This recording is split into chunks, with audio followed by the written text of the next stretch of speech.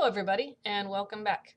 Now that we've added and subtracted fractions, it only makes sense that we start to learn how to multiply and divide them. So today, this lesson is on multiplying fractions. We will learn how to multiply proper fractions, multiply mixed numbers, and then we'll use those fractions in some applications. You've got your guided student notes ready, so let's begin. I'm going to start just by scrolling up a little bit so we don't have to look at the beginning part of our sheet. There we go. Okay, so this is supposed to be a picture of a square foot, meaning of course that it measures 1 foot on each side. If we look at this horizontally, the horizontal part of the foot is divided into 7 pieces, the vertical part of the foot is divided into 3 pieces, but we've got all of these equally sized rectangles. Our job is to shade a portion of this square, a rectangular portion, so that the area is equal to 10/21 of a square foot. So we have 21 of these pieces here inside, and we need to shade 10 of them. So let's see, 1, 2, 3, 4, 5. This needs to be a rectangle, so I better start a new row. 6, 7, 8, 9, and 10. Okay, so now the rectangular portion has an area of 10/21 of a square foot. What we want to know is what are the dimensions of the shaded area. I'll give myself a little bit of space up here. So if I look up here at the length of this blue rectangle, I see that this is 1, 2, 3, 4, 5 sevenths of a foot long. And if we look at the height of the rectangle, we see that this is 2/3 of a foot tall. So the dimensions are 5/7 of a foot by 2/3 of a foot.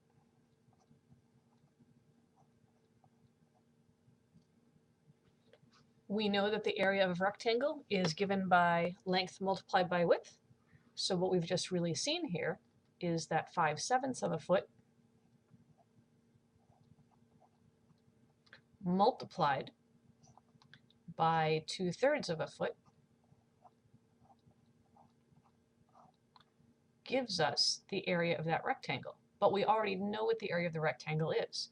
We shaded it on purpose so that it would be 10/21 of a square foot. So that's feet squared. If we pull the units out of this for just a second, we can see that taking 5/7 and multiplying it by 2/3 gives us 10/21. And this is going to give us some direction when we start thinking about how to multiply fractions. Let's look at one more thing. So let's slide this up here. And go back to what we did when we were rewriting fractions so that they had a particular denominator. In this case, we want to rewrite 4/7 so that it has a denominator of 42. So we would take 4/7 and we want to multiply it by something so that the new denominator is 42. Quick calculation tells us that 7 times 6 is 42. And we learned that whatever we do in the denominator, we want to do in the numerator, so that we're just multiplying here by a form of 1. 4 times 6 is 24. The thing about this is that we're multiplying fractions. So this is also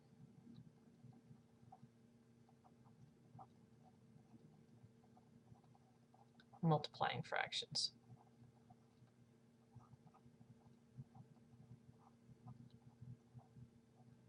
So the big deal here is that we have secretly been multiplying fractions all along. I just didn't tell you were doing it.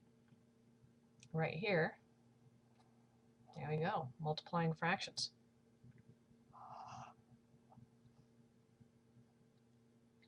So let's look at our two examples. We have 5/7 multiplied by 2/3 gives us 10/21, and it's pretty easy to see where the 10 came from. 10 is just 5 times 2. And we already know where this 24 came from because we purposely multiplied 4 times 6 to get it. So if somebody asked you how do you multiply fractions, you might think, let's flip the page here, that when you multiply fractions, what we need is to multiply the numerators and multiply the denominators.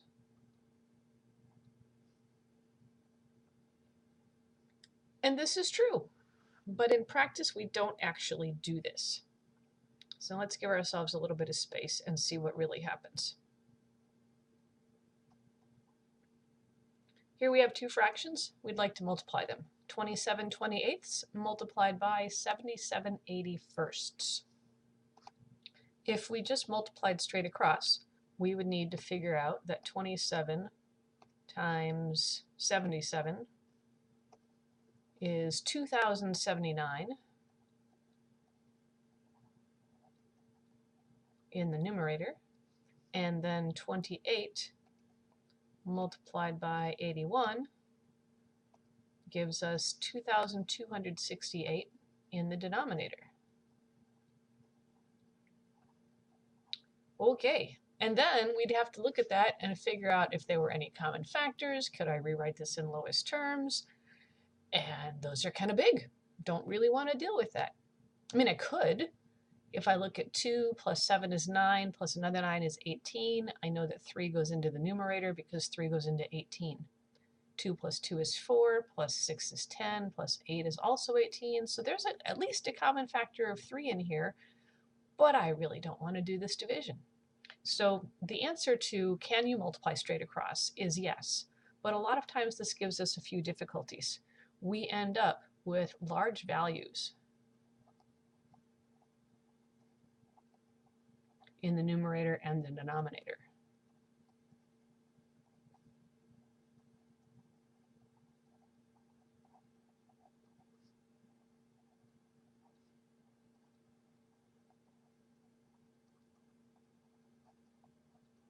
And not that large values are particularly bad, but it does make it difficult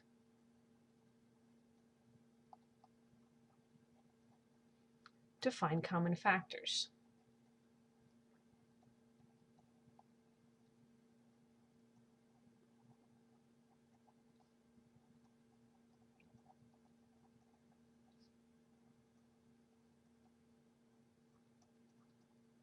And that is what we need to do when we want to write fractions in lowest terms.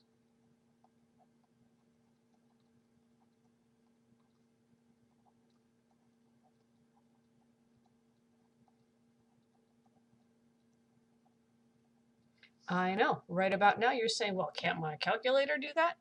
And a lot of times it can, but quite honestly, your calculator has limited display space, and the display space that it has available for a numerator and a denominator is a whole lot less than the display space it has available for an ordinary number. So there are a lot of times where your calculator won't even turn things into fractions for you.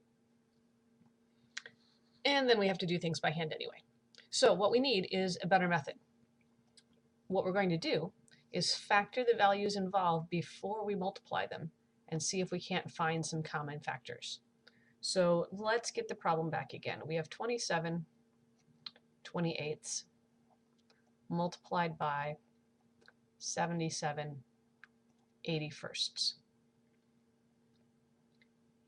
I want to look at each of the values involved here and see if I can find any common factors. For example, I see that 3 goes into 27. Actually, 9 goes into 27, and 9 goes into 81. So maybe I'll take 27 and write it as 3 times 9.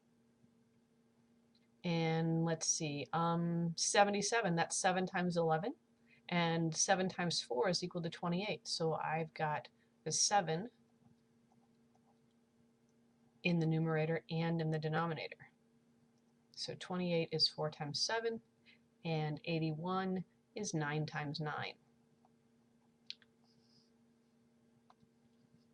Like we did before when we were writing fractions in lowest terms, we're looking for those common factors. So 9 over 9 gives us 1. 7 over 7 gives us 1. What we have left is 3 times 11 divided by 4 times 9.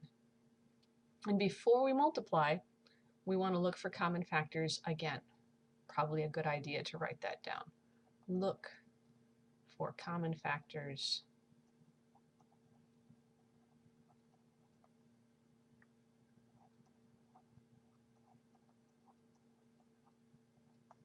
again.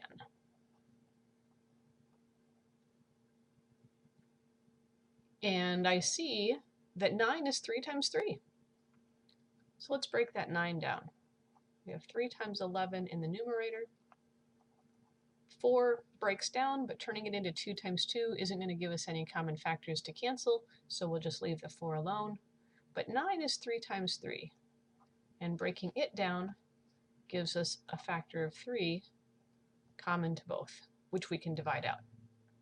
And that means that our answer here is now 11 in the numerator, and 4 times 3 in the denominator gives us 11/12.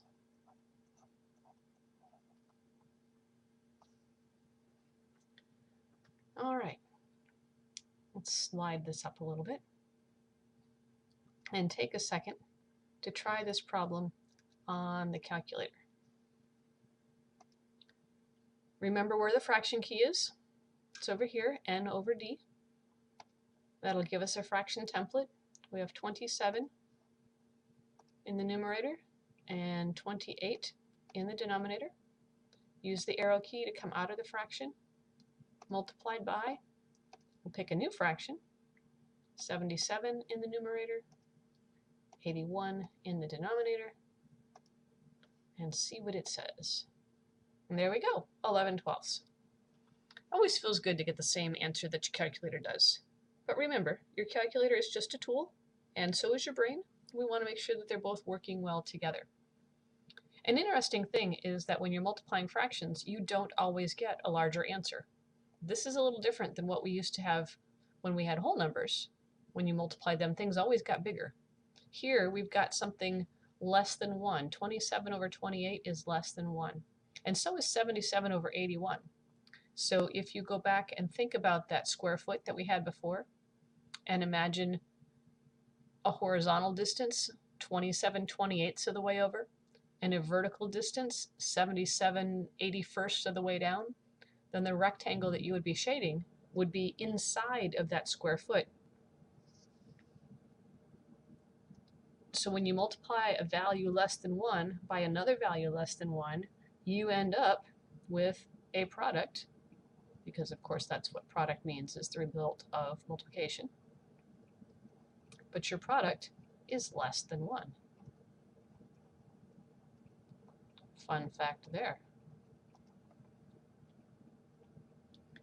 If we wanted to multiply mixed numbers, we're just going to add a step at the beginning and possibly a step at the end.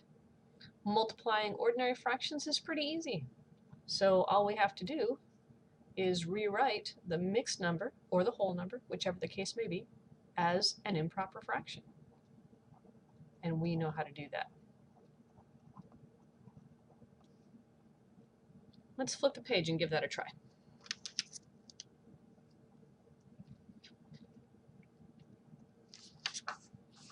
There we go. 9 3/5 multiplied by 3 1/20. Not a bad idea to start with an estimate. If we look at 9 plus this 3/5, that's a little more than half, so we could round that up to 10. 9 3/5 is about 10-ish.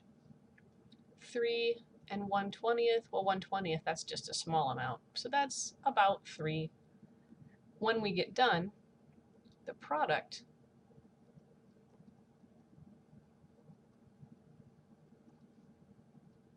is about 3 times 10, which we know to be 30. So we're looking for something in this 30-ish range. Okay, let's begin. The first thing we want to do is write each mixed number as an improper fraction. I'm just going to bring the problem down here so we don't lose it. We have 9 3/5 multiplied by 3 1/20. 9 3/5 as an improper fraction, we have 5 times 9 is 45, plus 3 more is 48. 48/5 multiplied by 20 times 3 is 60, plus 1 more is 61/20. Okay, next step. Just like before, we'll look for some common factors. I like to start with the small numbers.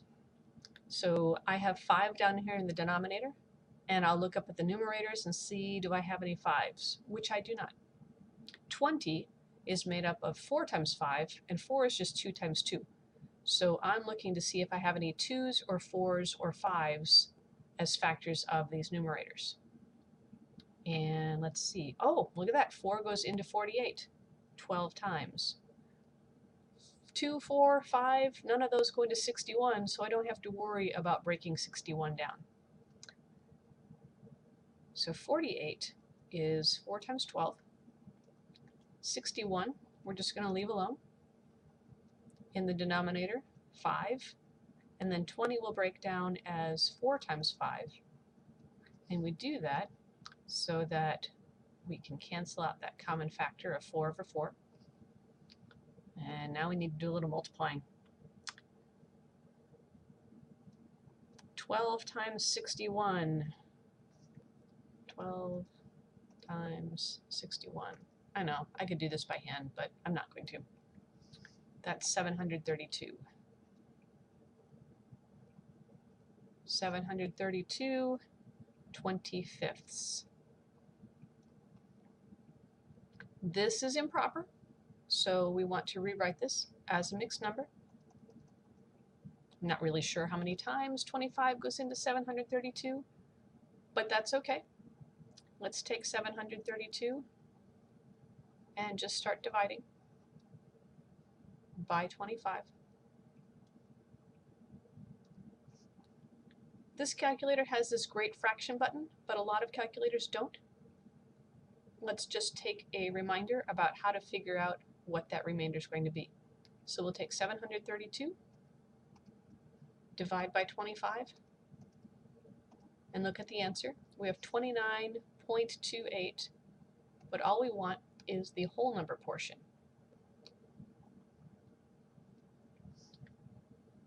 29 times 25 is 725.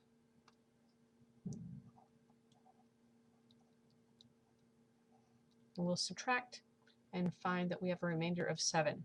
So of course what this means is that the mixed number we want is 29. That's the whole number portion. The remainder becomes the new numerator, and the denominator stays the same. At the bottom of your page are the steps for multiplying fractions. Whether they are mixed numbers or whole numbers or ordinary fractions, we'll just follow this set of steps, and sometimes we'll be lucky enough to skip step 1. Let's see what we can do with an idea here. In the last lesson, we talked about reciprocals, where we take the fraction and interchange the numerator and the denominator. What would happen if you multiplied a fraction by its reciprocal? So if you took 2/3 and multiplied it by 3/2, or if you took 11/50 and multiplied by 50/11. Let's think about a general fraction, maybe a over b. We want to multiply it by its reciprocal. Since we're interchanging the numerator and the denominator, the reciprocal is b over a. Do you see what's going to happen here? A over a is just 1. B divided by b is just 1. And of course, 1 times 1 is 1. So we're not crossing things out and throwing them in the trash. We're making big ones here. And this works as long as the numerator of your original fraction, this a, is not 0, because we don't want to have the reciprocal where we're dividing by 0. We know that that's undefined. So as long as that numerator is not 0, the product of a fraction and its reciprocal will always be 1. And this is really, really useful. Okay, on to some applications. When might you actually want to multiply fractions? Well, there are a couple of times. You already know that multiplication is a faster way to deal with repeated addition. We have a lot of geometry formulas that involve multiplication. For example, you already know that the area of a rectangle is equal to the length times its width. You know that the volume of a rectangular solid is equal to the length times the width times the height. There are a lot of times you multiply within a geometric formula. And finally, the one that's new to us is when we calculate a fraction of an amount, right? Fractions are always part of something. So a lot of times we key in on this word of, but it's important that we're not just using of as an ordinary word in a sentence, but that it's of a particular amount. Let's see what we can do here. In this case, we have a screw. Every time you turn it all the way around once, it goes 3/32 of an inch into the board. So we'd like to know how far into the board will it go if we turn it all the way around 8.5 times.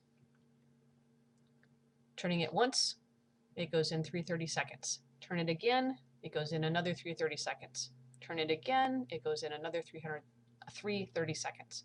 So we've got this idea of 3/32 plus 3/32 plus 3/32, and we keep on adding that amount. So since the situation involves this repeated addition,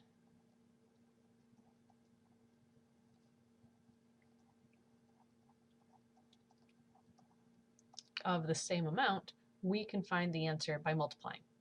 So we have 3/32 multiplied by 8 1/2.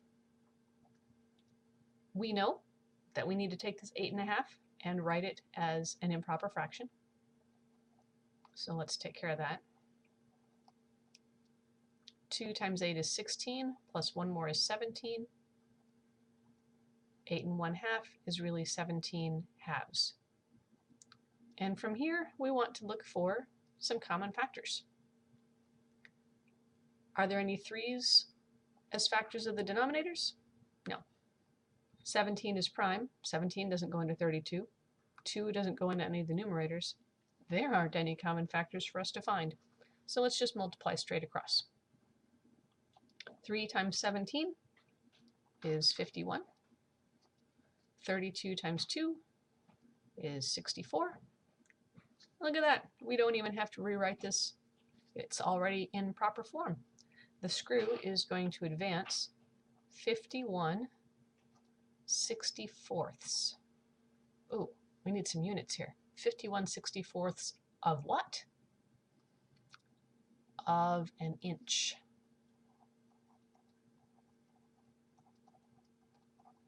Always a good idea to try to put your answers to application problems into a sentence so that you don't forget units and so that the units you use are sensible.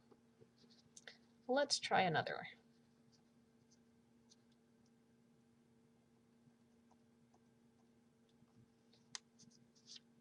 Here we have a refrigerator. The walls are insulated with styrofoam sheeting. We need to know how many square meters of sheeting are needed for the wall that is 1 3/5 meters tall and 11/20 meters wide. That doesn't seem so bad.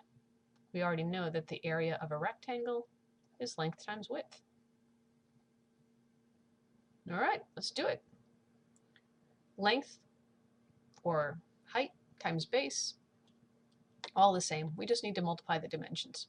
1 3/5 of a meter multiplied by 11/20 of a meter. Just like before, we'll take that mixed number and rewrite it as an improper fraction. You know, this is probably a pretty good place for you to see what you can do. So pause the recording, give this problem a try, and come back when you're done.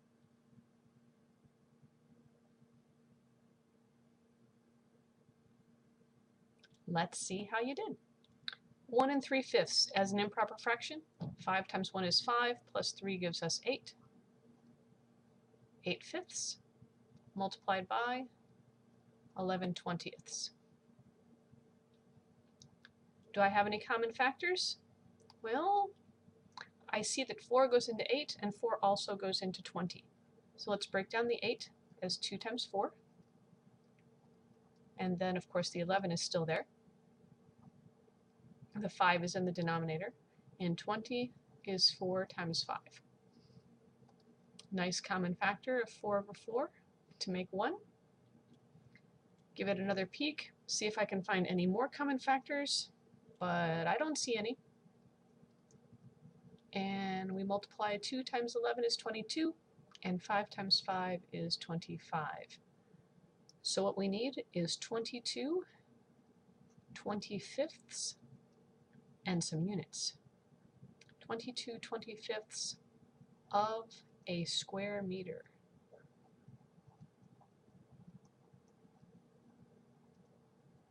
Because remember, we're talking about area, so these units need to be squared. And of course, that's what they were asking for anyway. How many square meters are needed?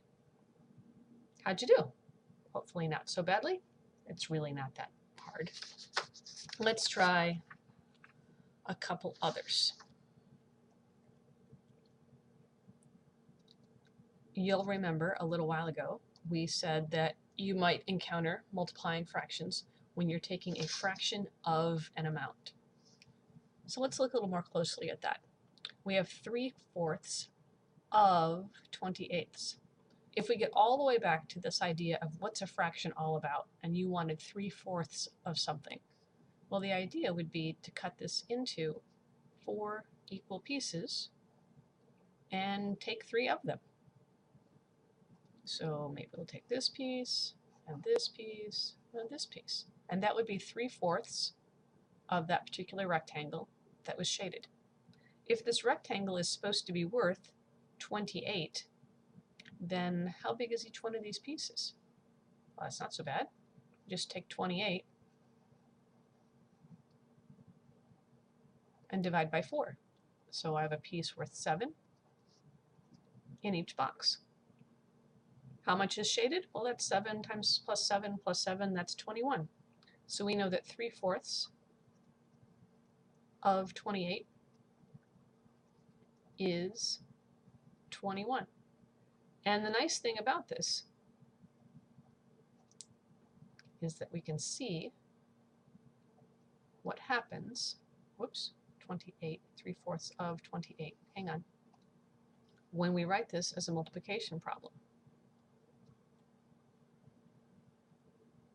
28 is just 4 times 7, so when we factor the numerator, we have 3 times 4 times 7.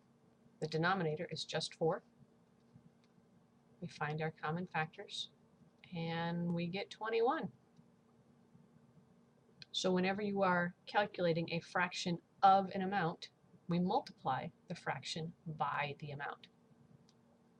We should probably write that down. When calculating a fraction of an amount, multiply the fraction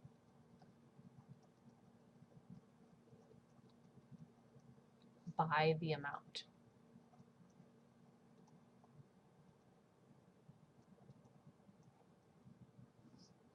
Let's give this a try. A technician spends about 3/20 of his time, so we have of an amount of time, driving to and from jobs. In a particular 50-hour work week, how much time does he spend driving? Well, 3/20 of the time, and that would be the time is 50 hours. And of course 50 as a fraction is 50 over 1. Let's check on some common factors here. Oh, I see 10. 10 goes into both of those, doesn't it? So we have 3, and 50 breaks down as 5 times 10. 20 breaks down as 2 times 10. Nice common factor, 10 over 10 is just 1. Multiply what's left. 3 times 5 is 15. And there's a 2 in the denominator. Now, of course, that's improper. 2 goes into 15 7 times with 1 left over. This turns into 7.5. 7.5, what? 7.5. How much time is spent driving? These units came in hours. This is 7.5 hours spent driving that week. One more. I'll give you a chance to try this one. Air flows through a main duct at a rate of 220 cubic feet per minute. And then the main duct splits into two. 5/8 of the air flows through the larger side, and the rest of the air flows through the smaller one.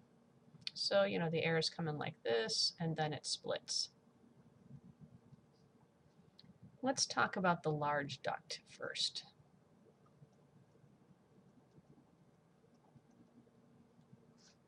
Five-eighths of the air, and we know the air is 220 cubic feet per minute. 5/8 of 220. We'll write that as a fraction over 1. Why don't you finish this one? Pause the recording, give it a shot, and then come back.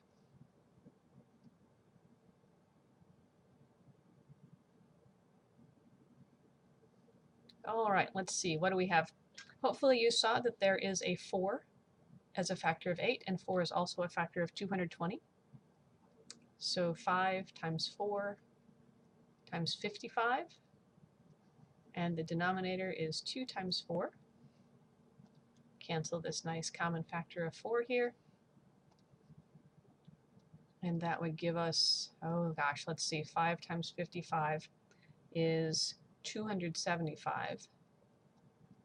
That's 275 halves. 2 goes into 275, 137 times with 1 left over. So that's 137 1/2 cubic feet, feet cubed, per, so we do that slash, minute. 137.5 cubic feet per minute. Okay, but that's just in the large duct, and that wasn't the question. It's only part of the answer. The question asked us, what's the rate of airflow through each branch? So we need to look at the small duct as well. And there are two ways to do this. We could just subtract 220 and then subtract off 137.5. But since we're working on practicing our multiplication of fractions, let's not do that. If 5/8 goes through the large duct, then the small duct gets the rest. That would be 3/8. Because of course 3/8 plus 5/8 gives us 1 whole. So let's try 3/8 of 220. Again, pause the recording, give this a try, and then come back.